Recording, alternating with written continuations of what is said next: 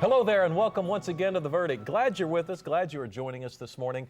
For Kent Myers, I'm Mick Cornett, and we're here every week meeting interesting people and dealing with topical issues, and we're welcoming in another new office holder. Yes, the new Secretary of State of the state of Oklahoma, the Honorable Glenn Coffey, whom you all have seen before. He's been on our show a number of times, always generous with his time with us, and we appreciate that. He's going to be telling us what he's doing in the office of Secretary of State, what his duties are, and he's got a little bigger portfolio than the normal Secretary of State to say grace over, and we'll hear about that. Yes, he does. Glenn Coffey, the new Secretary of State for the state of Oklahoma, our guest today on The Verdict. We'll be right back.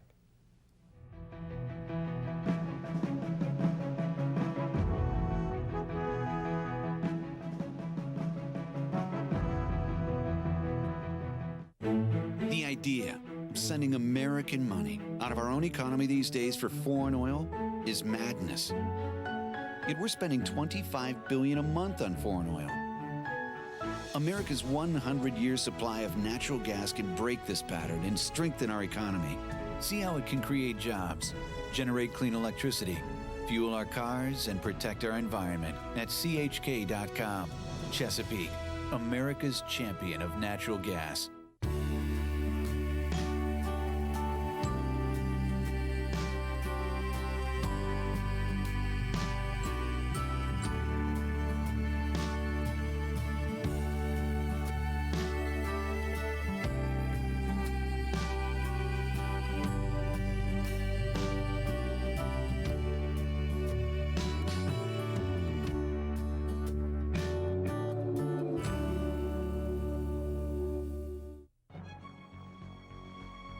Wilsey, Meyer, Eatman, Tate. We're accountants. We do taxes, business valuations, estate planning, and consulting. And we're right here in Oklahoma, working with the owners of small and medium-sized businesses. Steve Wilsey and Stuart Meyer have the resources and the experience. Wilsey, Meyer, Eatman, Tate in Oklahoma City and Tulsa.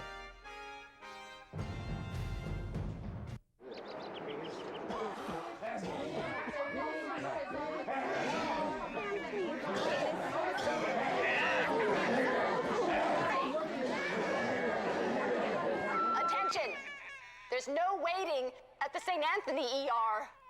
No waiting.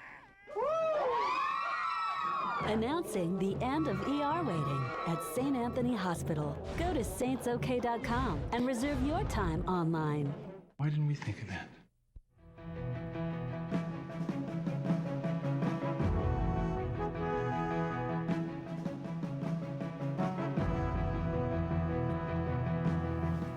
Hello again. Welcome back to the set of The Verdict. Mick Cornett with Kent Myers, and Kent's going to introduce today's guest. Today we're really pleased to welcome back for his third appearance on The Verdict, the Honorable Glenn Coffey. Glenn did his undergraduate work at Northeastern State University, did his law work, well, by the way, he was outstanding senior, did his law work at the University of Oklahoma, was in the private practice of law for a number of years. He was 12 years in the Oklahoma State Senate. He was the first Republican selected to serve as President Pro Tem of the Senate, first as co-President Pro Tem with a Democratic partner, and then after that sole President Pro Tem for a couple of years. He's won numerous professional and civic awards. He has been recently named by Governor Mary Fallin as the Secretary of State of the state of Oklahoma. We're really pleased you'd come tell us how things are going. Well, I'm honored to be here. Thanks for inviting me. All right, how's it feel to be the new Secretary of State? That's quite an honor. Well, it is an honor, and it's a real privilege. Certainly being the first Republican making history as President Pro Tem was exciting, but to work for the first woman as governor in our state history is also exciting. Mm-hmm. And she and Wade are great people. They're doing a good job in their role in being out and doing those things that you have to do as governor. Mm-hmm. You're giving up a lot of the privacy, but she has really hit the ground running. I'm very proud of the work that she's put in. She's been busy since the day after the election. She hasn't had a break. And as you can see with the cabinet secretary selections, she's rolled out a significant and impressive group in my opinion. Yes, she has. And the Secretary of State's duties are? Well, if you file a corporation or an LLC or if you're a notary republic, our office processes that paperwork. Official documents from the governor and from other groups, my signature is on them, as well as the repository of open records information. How universal are those responsibilities? Is the Secretary of State for the state of Oklahoma, is that a very similar job to other states? It is very similar. There are a number of states where it's an elected position, and I don't know the breakdown. It's probably about half and half. In many states, as you might recall from the Bush versus Gore battle in Florida, they also deal with the election issues as well. We have a separate Secretary of the Election Board in Oklahoma, and so I don't have those responsibilities. I know as Secretary of State you will have responsibilities for initiative petitions. That's correct. The handling of them, and those are becoming almost an annual event, having several initiative petitions to deal with. You've got a very qualified staff, I know, that you inherited. I presume Kathy Jekyll and others will remain around. Well, Kathy, we're going to try and encourage her to stay as long as we can keep her. One of the very nice surprises that I had when I went around and met everybody in the office, there's about 35 or 40 people that actually work in the office, but I was amazed to find how many long-term career employees are there, 25 and 30 years of experience. And you're exactly right, that they do a great job, work hard at customer service. Over the years, they've automated features and made things more accessible to the public. What I hope to do is stay out of their way and allow them to continue to do a fantastic job, because I'm very proud of the staff we have. Tell us about the transition that the new governor has brought in, and the process of trying to determine the hires and the hirees and all of the things that go into a transition of this magnitude. It was kind of a surreal experience. We walked in the door and there's these cubicles and desks and phones and computers and nothing else. And within a matter of hours, you had a functioning enterprise. And within the first week, she appointed Rita Aragon as Secretary of Veteran Affairs, and it went from there. There was a lot of meetings and processing of applications and doing interviews, and I think the governor fortunately had a stellar cast to pick from. There were a lot of significant and qualified people that unfortunately she hasn't found a place for them yet, but I'm sure that she will. All I know is what I read in the newspaper. But I read in the newspaper that your duties may be a little more than the normal Secretary of State's duties when you're functioning there working for the governor. May have a little bit to do with budgeting and the like. Can you tell our viewers about that? Well, I would put it in a little bit differently. I would say it's probably restoring the role of Secretary of State to the way that it functioned under Tom Cole or Mike Hunter when Governor Keating was in office. Denise Northrup, who is the Chief of Staff and was a fantastic pick by the governor. She's worked for 16 years, and she'll be a great taskmaster on making sure that office runs. We're all a little bit afraid of her, but she has been great to work with, and she's going to run the operations. And she and I really view it as a team working on behalf of our boss. I'll focus more on the policy and the political side of things, working with the legislature. I do have a role in being the liaison for tribal relations. So we have the compacts that are going to be up for renewal here in the next 2 or 3 years. When you get into discussions about water and as it relates to that, I'll play a role in that. Denise has significant experience as a congressional staffer. She and I both will continue the role of liaison with the congressional delegation, but we really view it more as a team effort and not carved out responsibilities. How do you prioritize all of the legislative opportunities / responsibilities? There had been, for years, attempts to work on some significant issues like workers' comp and things like that I know that Governor Fallin had been working on as Lieutenant Governor and been very involved and very invested, if you want to use that term. How do you prioritize now that there is a Republican Senate, a Republican House, and a Republican governor? It would seem like there's some pent-up issues that are probably sitting on the table waiting for someone to start pushing forward. Well, that's exactly right, Mayor. As you know, my boss has spent a lot of time focusing on the workers' comp issue. We had the Fallin Commission when she was Lieutenant Governor and took great strides in improving the system, but that will be a priority. When she ran, we all heard her talk a number of times about jobs, jobs, jobs, and that is the filter and the focus through which she's going to roll out an agenda that is going to involve economic development opportunities, which workers' comp will be at the forefront, and one of the focuses on that. Education reform is going to continue to be, as we've seen with the recent events with the battle at the Board of Education, the fight really has only begun on changing the culture and create an environment so that businesses will stay here and grow the opportunities, but they want to have good schools. That's part of it. Pension reform is also an issue that we've got to protect the property rights that are vested in state employees and judges and other people that receive those pensions. But they're very costly. They're going to affect our state's bond rating soon if we don't do something about it. So there are a number of issues as it relates to education. Health certainly is another one. We have to deal with the effects of the Obama health care and what are we going to do about the exchanges. There are significant issues, and so the ones that are going to affect jobs and help grow the state, those are her first priorities.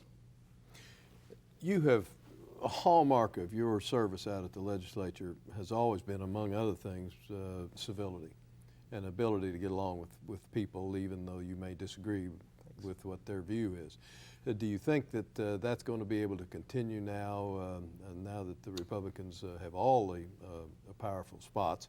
Will the relationship between the Democrats and Republicans remain as civil as they were when you were in that position? I absolutely do believe that will be the case. We have three fantastic leaders, people of integrity. Senator Bingman took my spot in the Senate, and he's a great guy, very even-keeled and very knowledgeable, very smart business person. I think you'll definitely see that in the Senate. The Speaker has been attacked for trying to take that tone already, and certainly is working very hard. He's a partisan Republican and a social conservative and all those things, but I think he is working hard to make sure that the tone is a civil one. And I know that's the case with the governor. The day we're taping it, I'm going to leave this afternoon for the governor to have a meeting with the two Democrat leaders, and it's very important for her that we not follow the model that's in Washington and that tone, and that we all work together. Glenn Coffey is the Secretary of State for Oklahoma. We'll be right back with more with Glenn.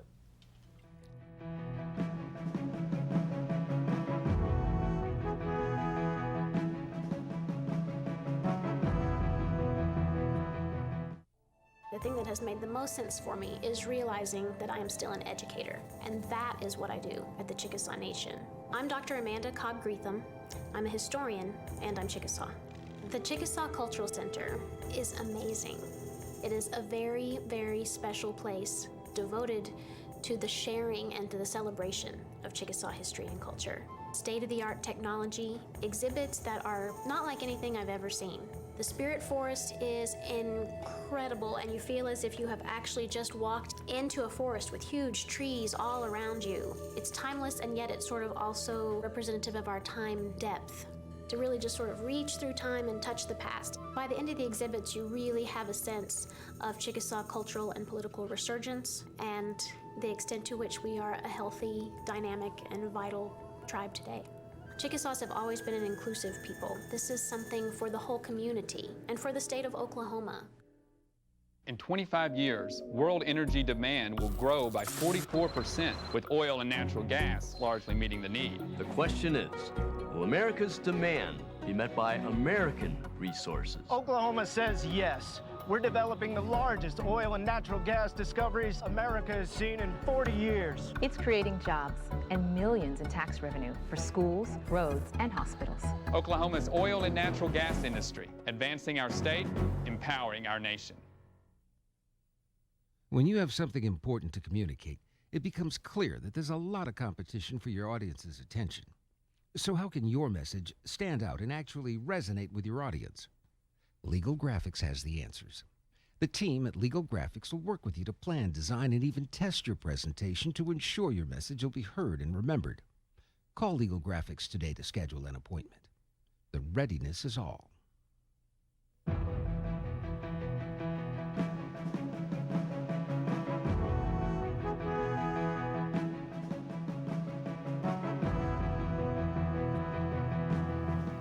Welcome back to The Verdict. Mick Cornett with Kent Myers and our guest, Secretary of State Glenn Coffey.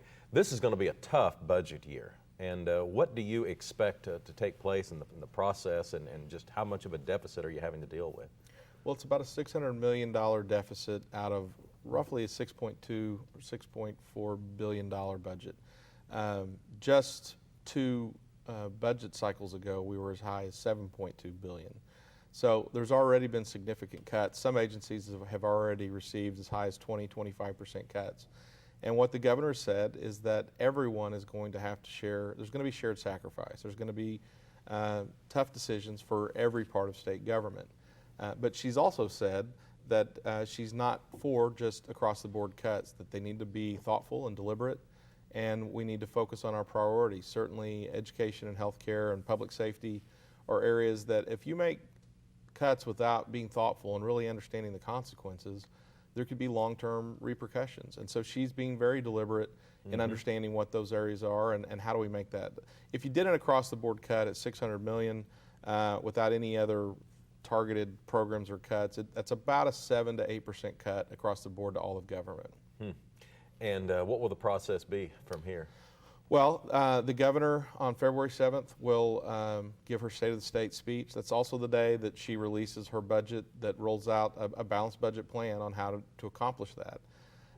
The Board of Equalization will meet again and give a new set of numbers on what the legislature can appropriate based on those numbers, and then they'll go to work. They'll begin the process. There'll be continuing conversations with the governor and the two leaders and members of the appropriations committees. Well, you've been through both cycles. You've been through growing budgets and you've been through deficits. How do you deal with them from a different perspective? Because I know when the budget has increased, you didn't necessarily just bump everybody up. I mean, you just don't spend the money haphazardly. Well, I'm very proud of Oklahomans, all Oklahomans, because we had divided government when we made those decisions starting after the 2003 downturn. We did not spend the rainy day money. It was there available for last year's budgeting. Now it's gone now, but the cuts would have been much more significant last year. And so not overspending in good times is an important lesson. Oklahomans have learned it in modern history, you know, in their own pocketbooks, certainly in the mid-'80s with the downturn that occurred there. This is a significant recession. It's not as deep as the '82 recession, but it's much longer. It's the longest recession Oklahoma's experienced since the Great Depression. So is this the last year we're going to have to deal with this? Nobody really knows the answer to that. Signs are, indications are that we seem to be coming out of it and experiencing growth, and that's great. But we have made significant cuts to state government in some areas. In good times, if they're from a priority standpoint, there may need to be additional resources, and so I think all those things will come into consideration. How much of last year's stimulus is still available? There is a small amount that was education related, or that was the governor's. It was given to the governor, and there are limitations on it, but it's going to be spent this year. The health care money is still sitting there in the Health Care Authority for Medicaid programs, but most of that money has to be spent by September or October of this year, as I understand it. Okay. Aside from the budget, you've identified some other priorities, but I want to focus in on one that seems to come up often, and that's lawsuit reform or tort reform or whatever we want to label it. Would you envision actually something coming out of the legislature this year in that regard? The state chamber has made that a priority, and Senator Sykes has filed a number of bills. There is a bill that does create a hard cap of $250,000. That's a very controversial provision. It's on the governor's agenda. It's also been on the state chamber's agenda. I don't know where that measure is going to go through the legislative cycle. We never funded the fund that was created as an alternative to that would have been an indemnity fund. And so I don't know where that conversation is going to go. Other things that are going to be discussed, I think there's still some discussion about joint and several liability, whether to eliminate it or not. Well, one concern that many people have, I think, even though they may not be involved in the system at all, is we want to cut down on frivolous lawsuits. We want to make sure that they're just not silly lawsuits being filed, costing everybody a lot of money on the one hand. On the other hand, in the process, we don't want to unreasonably limit access to the courts for the citizen who may have a wrong that needs to be righted. How do you balance those? It's a very difficult decision, and certainly I can assure you that my boss, the governor, wants to maintain an open door for the justice system, for it to work. For goodness sake, she's married to an attorney who understands that as well, and Wade is an outstanding attorney in his field. So I think that's important to her as she evaluates the decisions as we go through the process, and I'm sure it'll be an important part of the discussion at the legislature. Much of your work during Brad Henry's tenure as governor was negotiating with the governor. Now you're negotiating with the governor in a little different position. How much of your time do you think, Glenn, will be spent the Secretary of State's hat on and perhaps the other advisor to the governor hat on? How will you balance those duties? It will mostly be as being an advisor to the governor. The Secretary of State's office has a good team and functions well, and there will be an administrator that Michelle Day is going to run the day-to-day operations there. She used to work for our previous auditor, and she's working for me now, and will do that part of it. And I'll be involved in division head meetings, but most of my time will be focused on working for the governor. We talked earlier a little bit about the initiative petition process. Are you satisfied with Oklahoma's current laws on how those are filed and processed, and how many of that, all of the implications that come with those, or would you like to see some tweaking of state law in regard to initiative petitions? I think it's a system that works. Oklahoma, there's been a lot of discussion about the process over the last few years, and whether people from out of state, whether they're driving those initiatives or whether they're doing it on behalf of Oklahomans. I think if you have a responsive legislature that listens to the people and enacts the laws that they want to happen, you will have fewer of those. But Oklahoma's a populous state. It's a state that it's suspect of concentration of power, and we've seen that time and time again over our history. And I think anytime the legislature ignores those issues and ignores the will of the people, they'll find a way to get things on the ballot. So it's an issue of leadership. I think the process works. There are things that on the ballot that would have never made it through the legislative process that, quite frankly, our fiscal structure is much more sound today because of the size of the rainy day fund, State Question 640, which makes the people get involved, or a supermajority of the legislature to act. So I think it's brought some good things along the way. What about term limits? I know we hear that all the time, and we deal with it, and you've lived with it. Very briefly, in about 30 seconds, where are you on term limits? Well, I've always supported it. And selfishly, there were 15 Republicans when I walked in the state Senate. There were 16 Democrats when I walked out the door. It helped us take the majority. There's no question about it. I think it brings some positives to the system. People are more engaged and more in a hurry and more focused on trying to bring things about, and they have more energy. It brings a new set of issues that you have to guard against. It's a different set of problems. You do lose some of the institutional knowledge, and some would argue that empowers bureaucrats and lobbyists. There were other problems before that were solved, and so any structure, you're going to have positives and negatives. Glenn Coffey is the Secretary of State. Thanks so much for coming on The Verdict. Thank you so much. Thank you very much. Kent and I'll have a final word after this.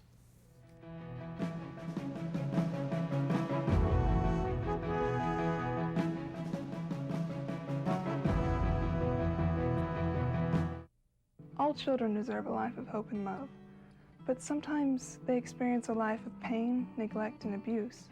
When that happens, each child deserves all the quality assistance and representation that can be offered in our legal system. For more information, call 23-CHILD. Oklahoma Lawyers for Children, helping to bring hope and love back to the lives of abused children. The good life comes naturally to Tulsa, where nature's beauty is matched with an eye for aesthetics. A legacy of neighborhoods graced with lawns and landscaping and handsome homes. A place that seems to have patented an ideal lifestyle. Bank First is loyal to the quality of life Tulsa assures its citizens, to the priority placed on education, culture, and growth. Loyal to builders who transform raw land into residential charm. Developers who see opportunity and add vitality to Tulsa's economy. Bank First serves both enterprise and private lives that need a loyal partner. It's how we help nurture this city's very good life. Bank First. Loyal to Oklahoma. Loyal to you. In Oklahoma, we enjoy a high quality of life due to good, well-paying jobs. Commercial real estate professionals play a significant role in bringing new businesses and investments to Oklahoma. The commercial real estate community has come together to market Oklahoma's commercial properties nationwide through a free public website, okcommercialproperty.com. We are invested in keeping Oklahoma strong and growing because economic development ensures quality of life. The Journal-Record is pleased to be a sponsor of The Verdict. The Journal-Record, since 1903, the best source of Oklahoma business news and legal information. And for almost 30 years, Oklahoma political, government, and business leaders have turned to the McCarville Report for accurate, reliable, inside information. Visit the McCarville Report online.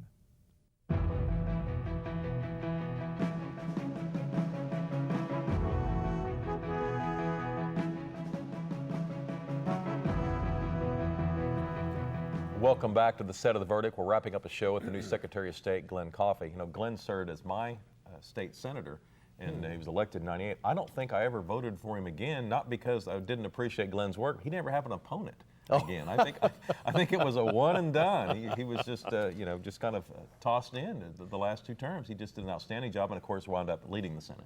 Well, yes, and he's led almost anything he's been affiliated with because of his civility, his kindness. He's a very bright fellow and really easy to get along with. He's not a pushover by any stretch of the imagination, but he knows how to get along, and he will do well. You can get more information about the Secretary of State and his office on his website. That address is sos.ok.gov. And you can visit our website. Tell us about a show you'd like to see on The Verdict. For Kent, I'm Mick. We'll see you next week.